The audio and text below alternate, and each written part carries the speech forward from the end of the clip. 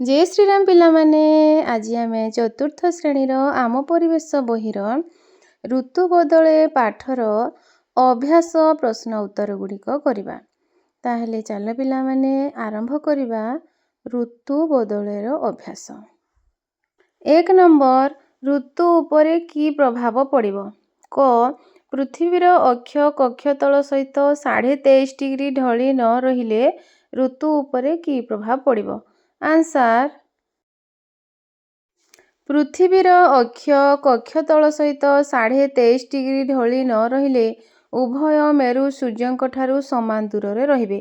फलरे उभय गोलार्धरे समान ऋतु और समान ताप अनुभूत हेबो। 1 नंबर ख प्रश्न पृथ्वी सूर्य चारि पाखरे न घूरिले ऋतु उपरे की प्रभाव पड़िबो। आंसर पृथ्वी सूर्य चारि पाखरे न घूरिले ऋतु परिवर्तन हेबो नाही। 2 नंबर कारण कौन। क उत्तर गोलार्धरे शीत ऋतु होइथिबा बेले दक्षिण गोलार्धरे ग्रीष्म ऋतु होइथाए काहेकि होइथाए।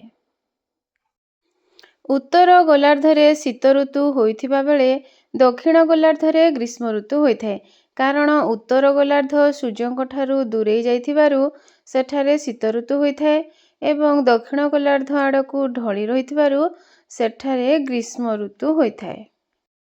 ख मार्च मासरे ओडिशा रे बेसी गरम बा शीत हुए नाही काहेकि कारण दर्शाओ।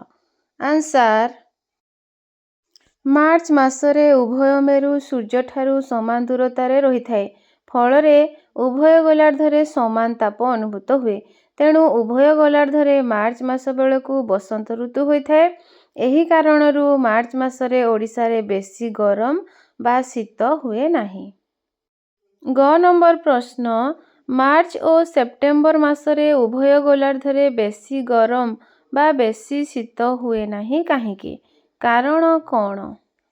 मार्च मास और सेप्टेम्बर मासरे उभय मेरु सूर्य ठारू समान दूरतारे रहिथांती फलरे उभय गोलार्धरे समान ताप अनुभूत हुए तेणु मार्च और सेप्टेम्बर मासरे उभय गोलार्धरे बेसी गरम बा शीत हुए नाही। 1 नंबर प्रश्न डिसेम्बर मासरे पशम वस्त्र पिंधा जाए काहेकि।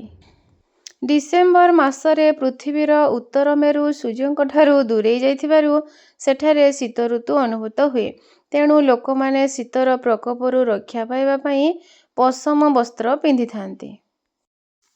3 नंबर प्रश्न शून्यस्थान पूरण कर। क पृथ्वीर डेक्स कक्षतल सहित 23.5 डिग्री कोण करी रहिथाए पृथ्वीर अक्ष कक्षतल सहित 23.5 डिग्री कोण करिथाए। ख नंबर प्रश्न पृथ्वी सूर्य चारि पाखरे थरे घूरी आसिबा पई डेक्स दिन समय निये 365 दिन समय निये। ऋतु परिवर्तन पृथ्वीर डेक्स गति जोगु संभव ऋतु परिवर्तन पृथ्वीर परिक्रमण गति जोगु संभव होइथाए। सूर्यर डेक्स किरण जेउ अंचल पड़े सेठारे शीत ऋतु होइथाए सूर्यर तिर्यक किरण जेउ अंचल उपरे पड़े सेठारे शीत ऋतु होइथाए। 4 नंबर पार्थक्य दर्शाओ। क आवर्तन और परिक्रमण। आवर्तन र 3टी पॉइंट पृथ्वी निजर अक्ष चारिपटे थरे घूरिबाकू पृथ्वीर आवर्तन गति कहती।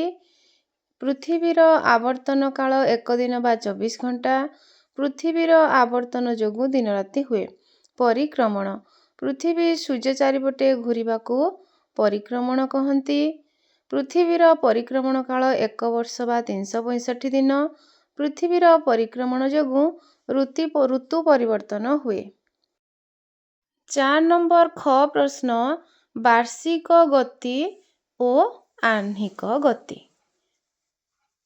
वार्षिक गति पृथ्वी निज कक्षपथरे सूर्यंक चारि पाखरे 365 दिन रे थरे बुलिबे जाए यहाकू पृथ्वीर वार्षिक गति कहाଯାଏ। वार्षिक गति जोगु पृथ्वीर ऋतु परिवर्तन हुए। आह्निक गति पृथ्वी निज अक्ष चारि पाखरे 24 घंटारे 1 दिन थरे घूरे यहाकू पृथ्वीर आह्निक गति कहाଯାଏ। आह्निक गति जोगु पृथ्वी रे दिन राति हुए। ଆହ୍ନିକ ଗତି କହିଲେ କ'ଣ ପିଲାମାନେ? ପୃଥିବୀ ନିଜ ଅକ୍ଷ ଚାରିପଟେ ଥରେ ଘୁରି ଆସିବାକୁ କେତେ ସମୟ ଲାଗେ? 24 ଘଣ୍ଟା ବା ତାକୁ 1 ଦିନ କୁହାଯାଏ। ତେଣୁ ଏହାକୁ ପୃଥିବୀର ଆହ୍ନିକ ଗତି କୁହାଯାଏ। 5 ନମ୍ବର ପ୍ରଶ୍ନ, କେଉଁ ଉକ୍ତିଟି ଠିକ୍ ତା ପାର୍ଶ୍ୱରେ ଠିକ୍ ଚିହ୍ନ ଦିଅ। ତାହେଲେ ଦେଖ ପିଲାମାନେ, କ ପ୍ରଶ୍ନ, ଉତ୍ତର ମେରୁ ସୂର୍ଯ୍ୟଙ୍କ ଆଡ଼କୁ ଢଳି ରହିଥିବା ବେଳେ ଦକ୍ଷିଣ ଗୋଲାର୍ଦ୍ଧରେ ଗ୍ରୀଷ୍ମ ଋତୁ ହୋଇଥାଏ। ଏଇଟା ହେଉଛି ଭୁଲ। ଗ୍ରୀଷ୍ମ ଋତୁରେ ରାତି ବଡ଼ ଓ ଦିନ ସାନ, ଏଟା ବି ଭୁଲ। କାରଣ ଗ୍ରୀଷ୍ମ ଋତୁରେ କ'ଣ ହୋଇଥାଏ? ରାତି ସାନ ହୋଇଥାଏ ଓ ଦିନ ବଡ଼ ହୋଇଥାଏ। ଗ ନମ୍ବର ପ୍ରଶ୍ନ, ପୃଥିବୀର ମଧ୍ୟଭାଗରେ ଟଣାଯାଇଥିବା କାଳ୍ପନିକ ରେଖାକୁ ବିଷୁବବୃତ୍ତ କହନ୍ତି। ଏଟା ଠିକ୍।